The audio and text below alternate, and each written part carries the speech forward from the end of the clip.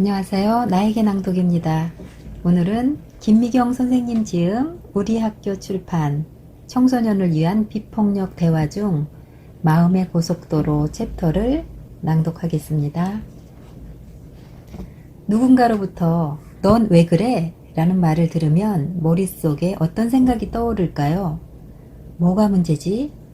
내가 뭘 잘못했나? 내가 뭘 어쨌다고? 등 저마다 다른 생각을 떠올릴 테고 반응 역시 다를 것입니다. 자극을 받을 때 떠오르는 생각은 사람마다 다릅니다. 그런데 그때 찾아오는 생각은 거의 습관적이고 자동 반사적이라고 합니다. 그 생각에 따라 느낌도 대강 정해져 있습니다. 학생들에게 평소에 느끼는 느낌이 몇 가지인지 적어보자 라고 했더니 가장 많이 적은 학생이 10가지였고 2가지를 적은 학생도 있었습니다. 자극에 대한 생각이 느낌으로 그리고 행동으로 되풀이되면 습관으로 굳어집니다.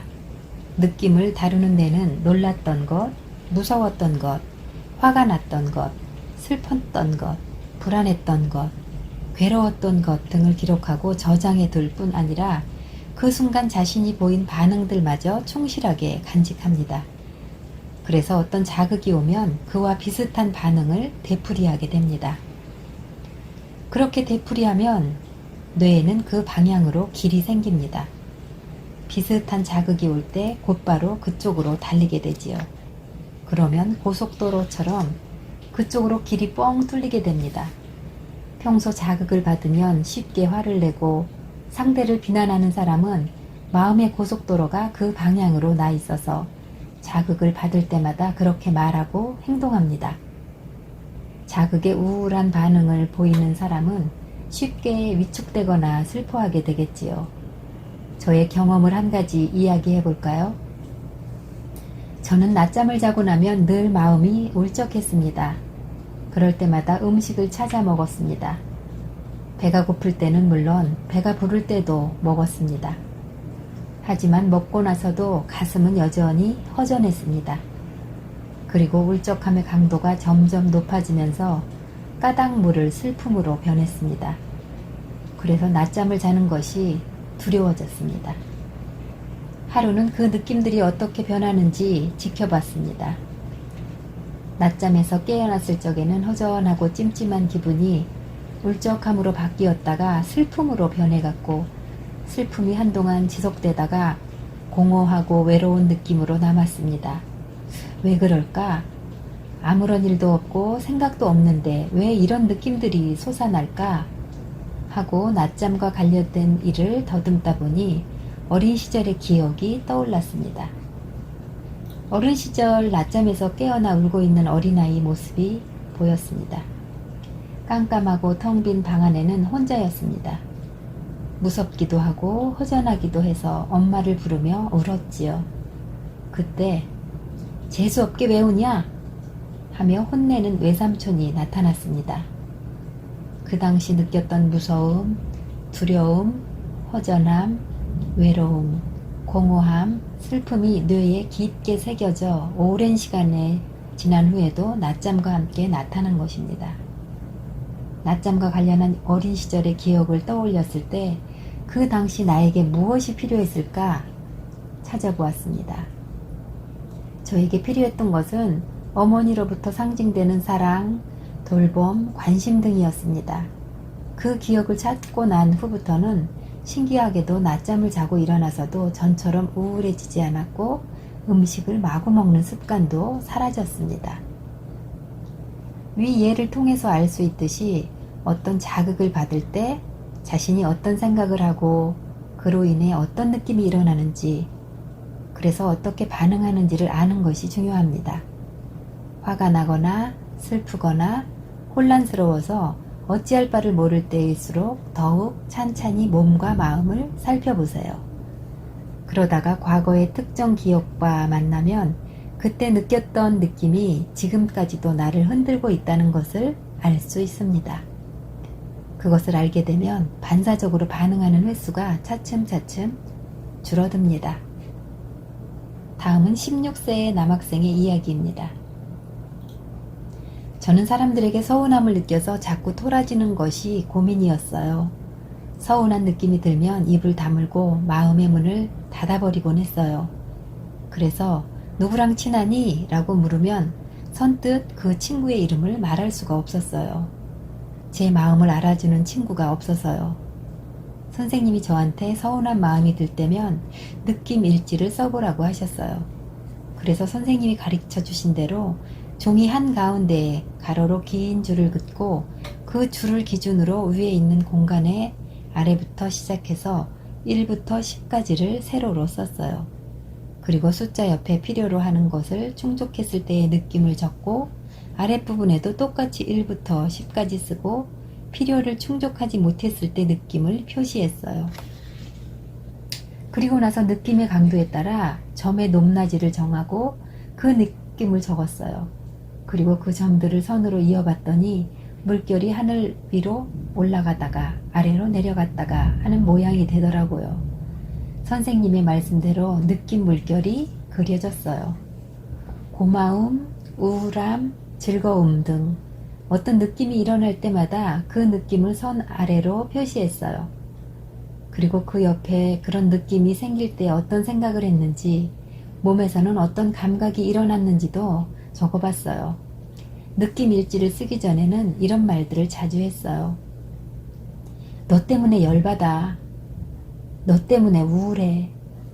그 일 때문에 괴로워. 그 일 때문에 불편해. 다른 사람이나 사건이 저를 힘들거나 우울하게 만든다고 여기면서 그 사람과 환경을 탓하는 말을 주로 했던 거예요. 그런데 느낌일지를 쓰면서부터 제가 자주 느꼈던 서운함이 조건 반사라는 것을 알게 되었어요. 어떤 일에 부딪히면 곧바로 특정 생각들을 떠올리는 조건 반사를 하고 있었고 그 생각들로 인해 서운한 느낌이 일어나고 있었어요. 하지만 느낌 일지를 쓰고 난 후로는 달라졌어요. 바깥에서는 어떤 일이 일어나고 있을 뿐이고 그것을 평가하는 내 머릿속 생각이 그런 느낌을 만들고 있다는 것을 알게 됐으니까요. 그러고 나니 시험 때문에 미치겠어 라고 말하는 대신 시험에 대한 부담감으로 미치겠다고 생각하고 있구나 하고 알아차리게 되었어요. 요즘에는 느낌을 표현할 때 이런 말을 써요. 내가 나를 힘들게 하는 생각을 하고 있구나. 내가 나를 짜증나게 하는 생각을 하고 있구나. 내가 나를 열받게 하는 생각을 하고 있구나. 내가 나를 우울하게 만드는 생각을 하고 있구나. 내가 그 일 때문에 불편하다고 생각하고 있구나. 위 사례를 이야기한 학생은 이제는 서운해하거나 괴로우면 어떤 생각을 하고 있는지를 찾아본다고 합니다. 다음은 느낌을 알아차려서 변화를 만들어낸 학생이 들려준 이야기입니다. 누군가가 화를 내거나 꾸짖으면 속으로 사납게 출렁이는 강물에 뛰어들 사람은 없다. 그 파도 속으로 뛰어들지 마라. 멈춰라. 라는 말을 떠올리라고 하셨잖아요. 선생님 설명을 들으면서 저도 누군가에게 화가 날 때는 그 사람이 미워서가 아니라 그 사람이 하는 말이나 행동 때문에 그렇다는 것을 알게 되었어요. 그래서 누군가 저에게 화를 내면 그 말은 저에 대한 것이 아니라 자신이 원하는 것을 얻지 못해서 저러는 거야 라고 생각하며 다르게 반응해보자 라고 결심했어요. 하지만 잘 되지 않았어요. 여전히 상대가 화를 내면 같이 화를 내거나 무서워서 아무 말도 못하고 가만히 있곤 했지요. 그런데 어느 날 동생이 자기 간식을 먹었다고 저한테 화를 내면서 욕을 했어요. 저도 너도 저번에 내 것을 먹었잖아 라고 말하며 짜증을 냈어요. 그러자 동생은 소리를 지르면서 더 심한 욕을 했어요. 화가 나서 같이 욕을 하다가 문득 사납게 출렁이는 강물에 뛰어들지 마라 라고 하셨던 선생님 말씀이 떠올랐어요. 그래서 동생에게 조금 있다가 이야기하자 라고 말했어요. 멈추라는 말을 실천한 거예요. 갑작스런 제 반응에 동생도 가만히 있더라고요. 화를 낸 장소에는 화의 기운이 있으니까 장소를 옮겨봐 라고 하셨던 선생님의 말씀대로 방 안으로 들어와 생각해 봤어요. 동생이 저한테 말하기 전에는 제 기분이 좋았거든요. 그런데 동생 말에 갑자기 화가 나서 똑같이 욕을 하고 화를 냈던 거예요.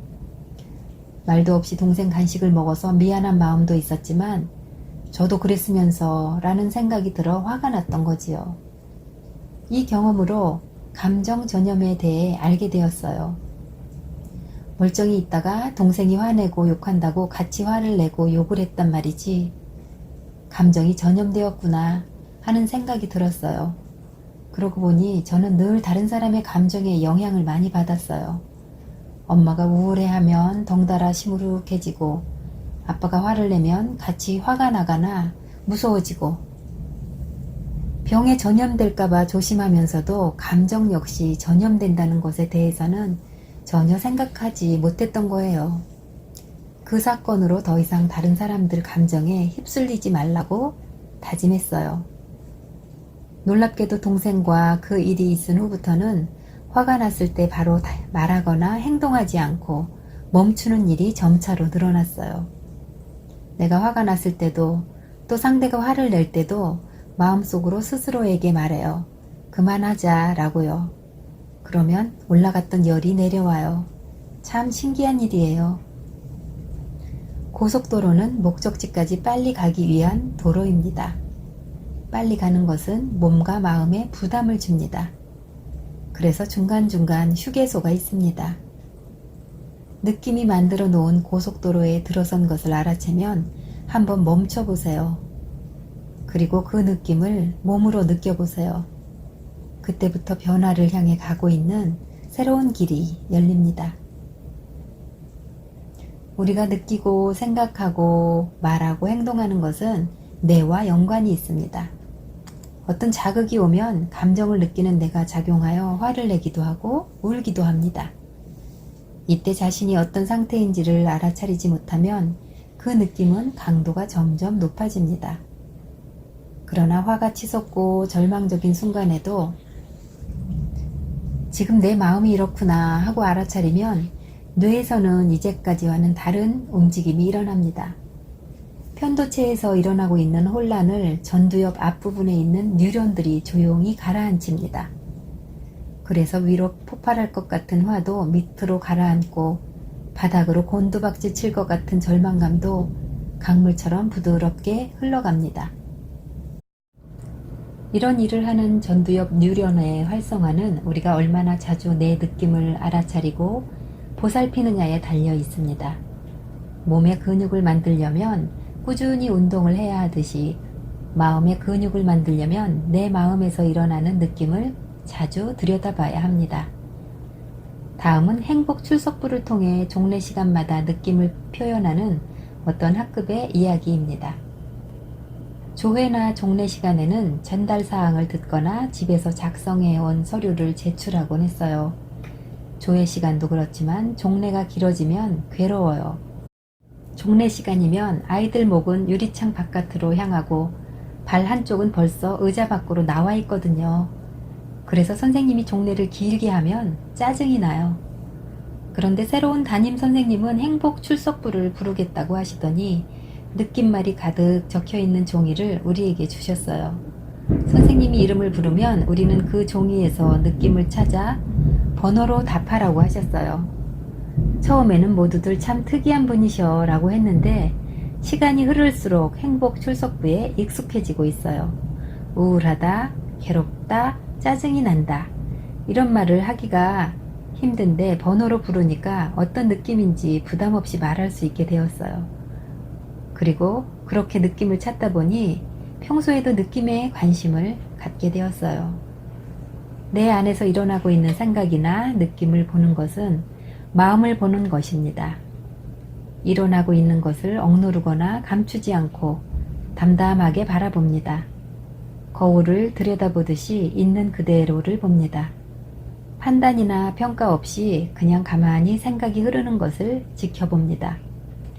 때로는 어떤 생각들로 인해 힘들고 아플 수도 있는데 그런 느낌 역시 가만히 바라보고 있으면 차츰차츰 수그러듭니다. 웅성거리고 있는 소리에 귀를 기울여주면 조용히 잦아듭니다. 내 마음을 가만히 들여다보는 연습을 하다 보면 어느새 어지럽고 혼란스러운 마음이 정리되어 편안해집니다. 그런 경험을 거듭하다 보면 자동적으로 또 습관적으로 반응하던 마음의 고속도로가 새로운 방향으로 길을 냅니다. 그러면서 말과 행동이 달라집니다. 뇌에 새로운 연결망을 만드는 것, 곧 마음 근육이 만들어지는 것입니다. 다음은 14세 여학생의 이야기입니다. 친구가 생일 선물로 걱정 인형을 주었어요. 친구의 편지에는 수지야, 내 근심 걱정을 몽땅 인형에게 털어놔. 인형에게 고민을 말하고 하룻밤 자고 나면 근심 걱정이 사라진대 라고 써 있었어요. 편지와 인형을 보자 친구의 마음이 전해져와 코끝이 찡해졌어요. 저는 겁도 많고 걱정도 많아요. 그래서 어떤 일을 시작하려고 하면 두려움이 앞서요. 시작하고 나서도 안 되면 어떡하지? 하고 걱정을 하느라 시간이 많다는 것을 친구가 안 거예요. 친구 말대로 걱정 인형에게 고민이나 걱정을 털어놓았어요. 어떤 때는 화가 나고 어떤 때는 울음이 나왔어요. 그래도 몽땅 얘기하고 나면 속이 후련했어요. 하룻밤 자고 나면 그동안 했던 걱정이 우습게 느껴지기도 했어요. 이렇게 시간이 지나다 보니 앞일을 걱정하기보다는 일단 시작해보자 하는 마음을 갖게 됐어요. 그렇게 행동을 결정하고 나면 불안이 수그러들었어요. 그래서 이제는 나보다 걱정을 더 많은 엄마께 이 인형을 선물하려고 해요. 이 학생이 느꼈던 걱정과 불안, 두려움은 현재 겪고 있는 일보다 미래에 대한 것이었습니다. 그런데 스스로 그 느낌을 알아주고 행동을 결정하게 되자 그런 느낌들로부터 자유로워질 수 있었습니다. 자신이 가치가 없다고 생각되거나 힘이 빠지거나 화가 나는 것은 자신을 돌보지 않았기 때문입니다. 책을 보고 공부하듯이 운동으로 근육을 만들듯이 느낌을 들여다보고 알아주고 표현하는 일들이 자신을 돌보는 일, 곧 마음 근육을 키우는 일입니다. 이러한 시간을 자주 가지면 마음 근육이 튼튼하고 강해집니다. 마음 근육을 키워볼까요? 네, 이상으로 우리 학교 출판 김미경 선생님 지음 청소년을 위한 비폭력 대화 중 마음의 고속도로 챕터를 낭독해 보았습니다. 감사합니다.